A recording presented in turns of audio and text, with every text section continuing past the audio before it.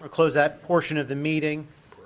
Council, we had some questions about our animal shelter, animal control, and Mr. Little and I have asked our animal control officer, Mike Strom, to come out and just give a quick update of how our shelter operates, and if maybe clarify some things. So, Michael, welcome.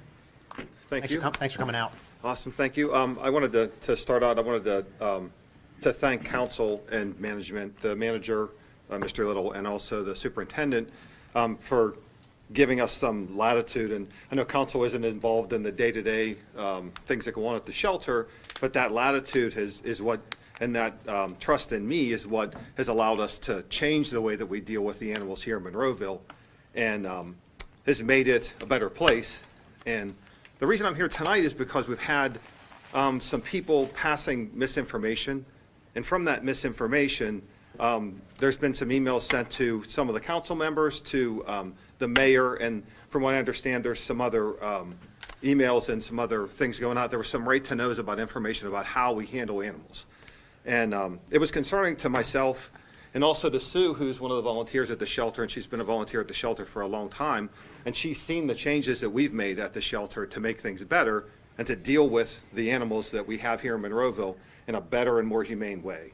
So I wanted to come in and just quickly go over the policy, because with dogs, there's a lot of dog law, and there's volumes and volumes of ways that we're required to deal with dogs, documentation and other things, and there's a lot of laws that say how somebody can deal with a cat, or not a cat, but a dog. But a cat, there's not. The cat laws are very, very, there's few laws, and they've left it to a lot of people, and the advocates of those things are the ones that are the caretakers for those animals.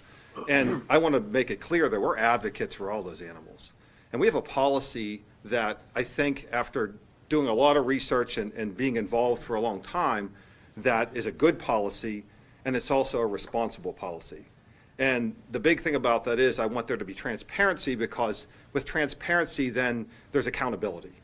And that's what I'm afraid of at the point that we're at now, is that our reputation is going to be damaged by these people because they feel like we're not being transparent.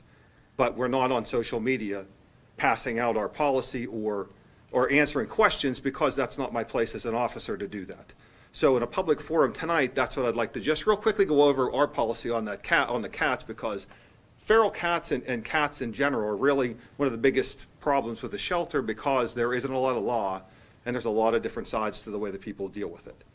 So I wanted to make it clear, there was rumors that we strangle cats. There was rumors that we shoot cats. There was rumors that that we were trying to eliminate all the feral cats from Monroeville, and that's not our goal at all. With the policy that we have is basically, of course, anyone that a domesticated cat, you know, if we get those cats or we get them through issues with move-outs in apartments, all those things, we bring them to the shelter, and we would spay or neuter them, all of them. They all get leukemia and AIDS tested, and then they get vaccinated, and then we put them up for adoption. Feral cats, on the other hand, is a bigger issue for us because it's harder to place feral cats. So the policy that I've come up with, and I'm asking if there's anybody out there that has an issue with it, because I have an open door. The policy that we have in place now is we do it on occasion. People trap for nuisance wildlife and they catch a cat, or people find the cats in their neighborhood to be a nuisance and they're destroying property and those kind of things. If we get cats that we simply get by accident, we treat them the same as the ones that we catch that are a nuisance. All of them get treated, and we're looking for homes for all of them. It's a really big job, and we spend a lot of time at the shelter and a lot of money spaying and neutering, testing, and vaccinating those animals before we re-release them. We do not release those cats without a caretaker. So that's the biggest thing that a lot of other feral cat advocates, I don't know that there is particular about those caretakers. The reason why we're specific about caretakers is because when we release those cats, if there is a caretaker and there's an issue with neighbors, we have somebody to come back with so we can remanage that situation and make sure that we don't end up with cats that are a nuisance. If they're not a nuisance and we don't have a complaint about them and they are existing in these people's communities or colonies, then we help them. We pass food to people, we spay and neuter for them, we try and help the people that are trying to manage those communities, And in the event that we have a situation where we have complaints and a lot of neighbor complaints, then we relocate those animals. So last year, we actually euthanized 3 cats that were catch trapped at the, within the workings that we do that didn't fit they were either leukemia or AIDS positive, which unfortunately, I'm not an advocate for releasing those animals again, because then the colonies they pass that from animal to animal, and then all the animals have that leukemia or AIDS, that leukemia, all those things shorten the lives, they kill them, and they pass it on. So we don't want that situation. And then the other reason would be for if we would get a cat that was in poor health. So we have to make decisions.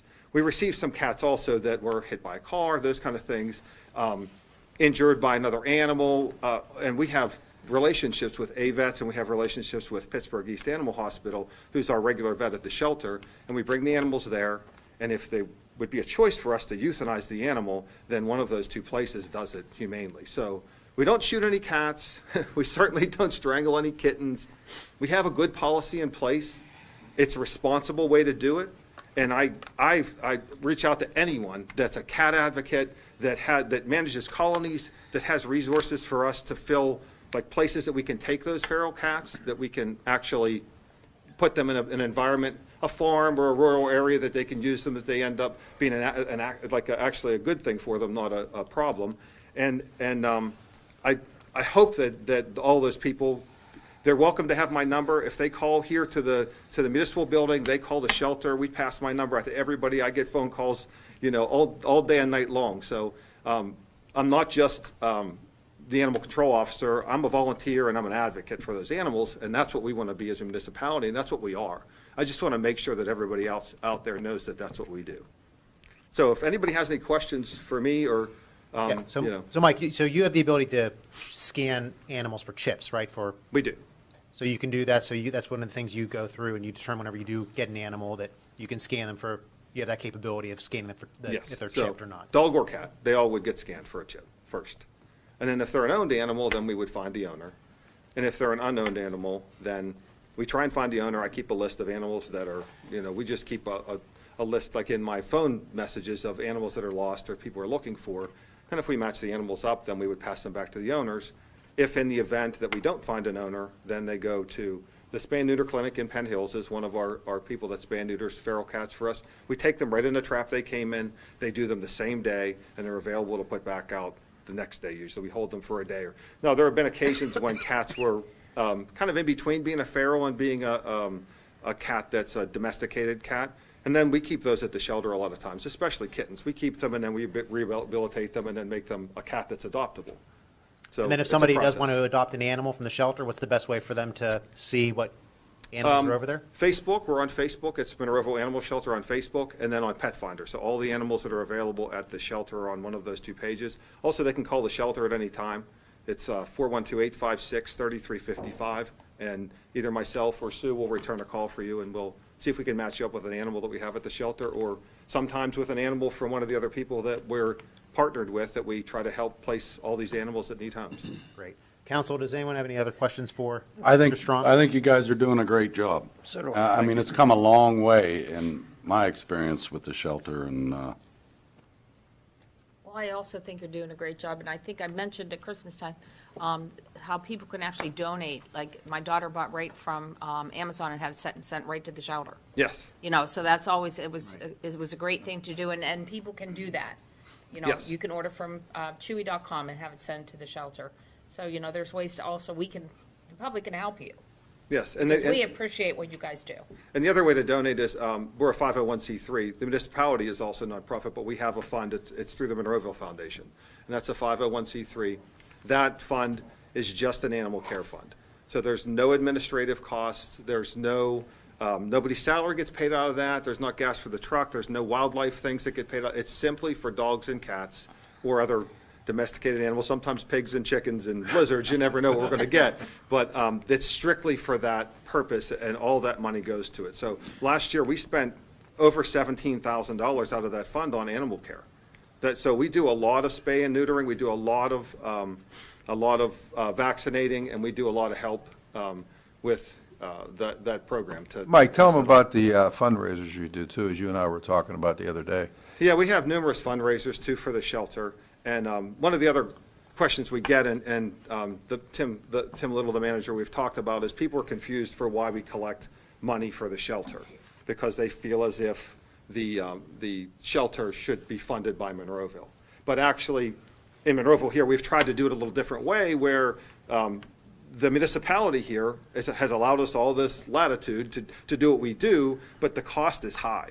And that was one of the things that was considered years ago. So they pick up the gas and the electric and the water and my pay and the truck that we drive and a lot of the wildlife work we do and the work we do with the ordinance department for rats and all those other animals that are out there. But the shelter fundraises for money. So we do a car cruise, which is, I think it's the 7th of July this year. I don't have my, I should have brought all my It's always a good fundraisers. car cruise, too. Yeah, for Easter, we're at A&L Motors. We're taking pictures with people's dogs and even their kids with the Easter Bunny. So there's a $10 charge to get your picture, and then you can also get the electronic picture with it. That's coming up here soon. There's a Jupiter Walk. We're there, so we sell items at some of these other dog events.